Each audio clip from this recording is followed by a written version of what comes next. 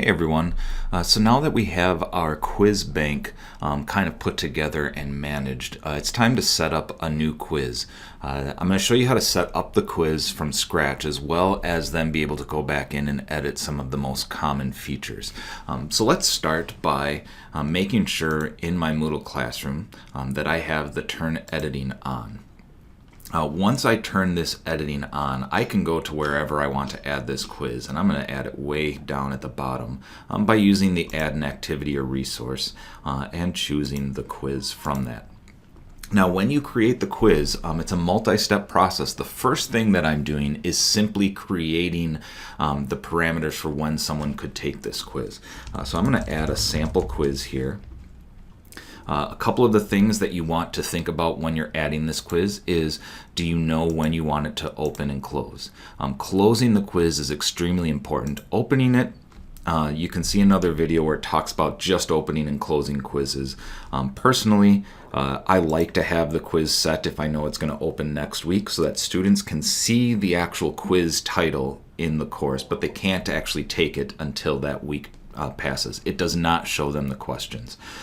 You have to decide whether or not you want to have a time limit, and I recommend, if you are using a time limit and a close date, that you set open attempts are submitted automatically. As for the grade, this is just what category you want it to be in, but it also gives you the opportunity to let them take the quiz more than once and then choose how you want to give the grade. Personally, I give them multiple times and let it pick the highest grade. Another very common one is the average grade. Layout is important only because I do think it's good to make sure that you have it creating a new page at least every couple questions, because when it creates a new page, it saves their progress so that if they lose power or something, you don't lose everything. It's definitely not wise to have everything on one page unless it is a very, very short quiz. I use every question. The question behavior, I do not want the answers, the A, B, C, D, E, within a multiple choice to shuffle, because sometimes there is a all of the above answer, and that, if it gets shuffled, can cause problems. So I choose that. The feedback only matters if you actually have feedback kind of put into the quiz.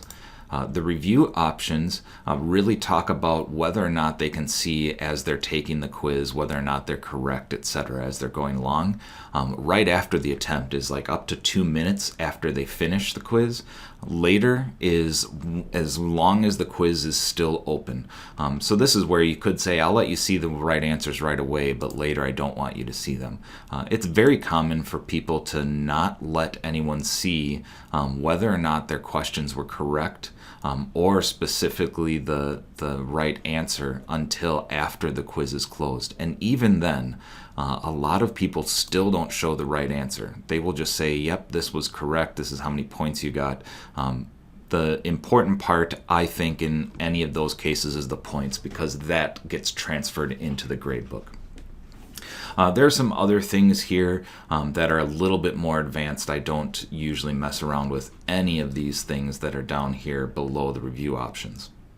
So now I've set up this sample quiz, and I'm going to save and return to the course.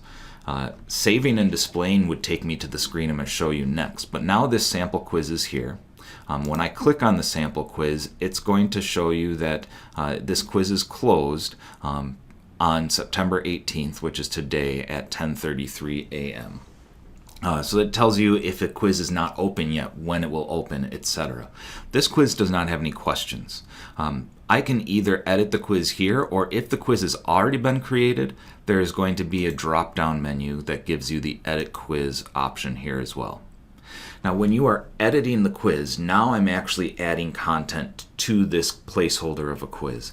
I personally don't adjust the point values for individual questions. In most of my quizzes, they're all the same value. I do adjust how many points I'm going to give you overall. Like, let me say, for example, that this is going to be a 5-point quiz. And you can save that right away. You can do it at the end. It doesn't have to be the first thing. But this quiz, I'm going to add questions, and most common use of a question bank and why we managed it first is because now I can go in and give every student a question or a quiz that's created from a pool of questions, and it will choose randomly. So I'm going to add a random question. In this case, just like in the previous video, I have some questions from a test bank, some questions from a quiz bank. These are all multiple choice short answer, and then I have a few open questions.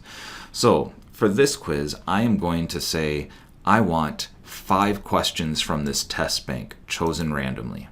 And when I add them, it physically adds a placeholder for each of those 5 questions and shows me that they're all on a separate page. I'm also going to continue adding questions. I am going to add, in this case, I'm going to add another 2 random questions that are going to be taken from the quiz in Chapter 1.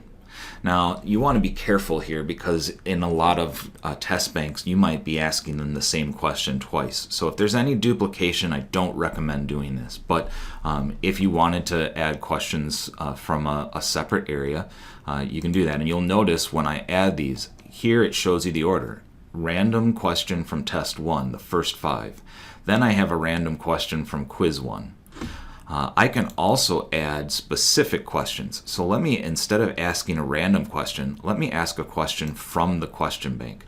And I am going to go specifically to the essay questions for Chapter 1. And I could look and see which essay question I want to add. I'm going to add 2 essay questions, and these are not random. These are specific, which means they are going to be the same essay question for every student. So in this case, you'll see I made a quiz with 8 random questions, 5 from test 1, 2 from quiz 1, and 2 specific questions. You also notice that while you're in here, you can add a new question and create it right here. Like I want to add a new multiple choice question.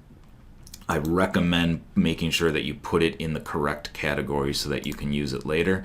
And then just like in the previous video, I showed you how to add questions like that. So I have created this quiz.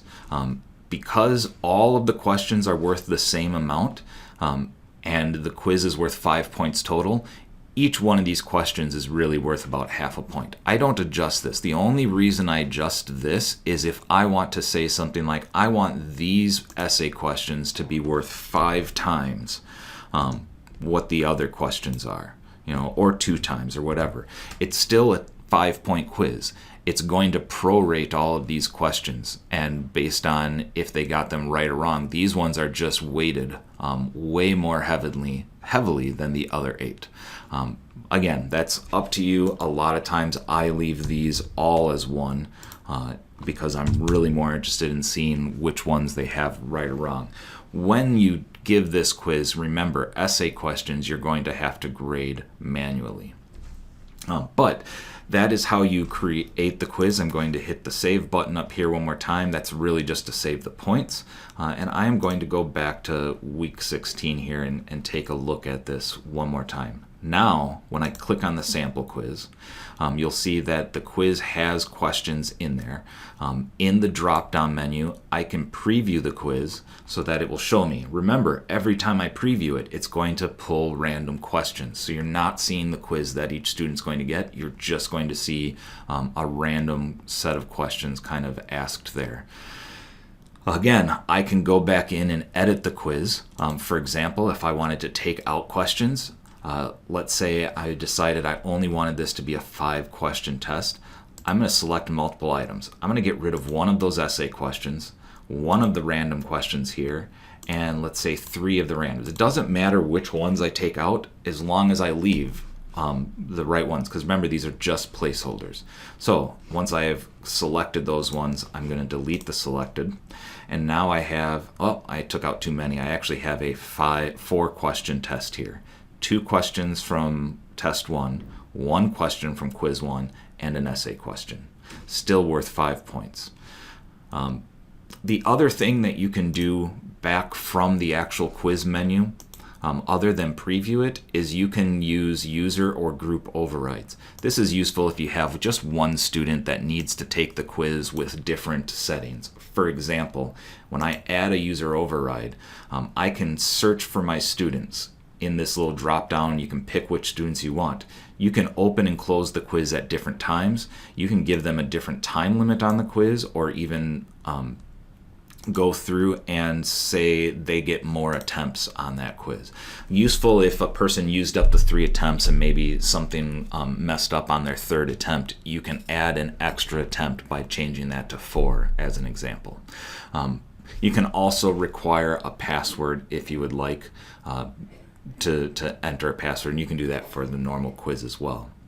But otherwise, it was just going to open and close at whatever time you set. It'll give them however many minutes you give them and whatever it is, and you can do that for a number of students, or if you have groups of students, you can do that as well. I'm going to cancel that, but that is the quiz management. Keep in mind that even though at the bottom of this course this quiz is viewable to students, if the quiz is not open, when they click on it, they cannot actually take the quiz. They can't see the questions. They can't do anything until the quiz opens, and then they have up until when the quiz closes and the time that's allotted within there.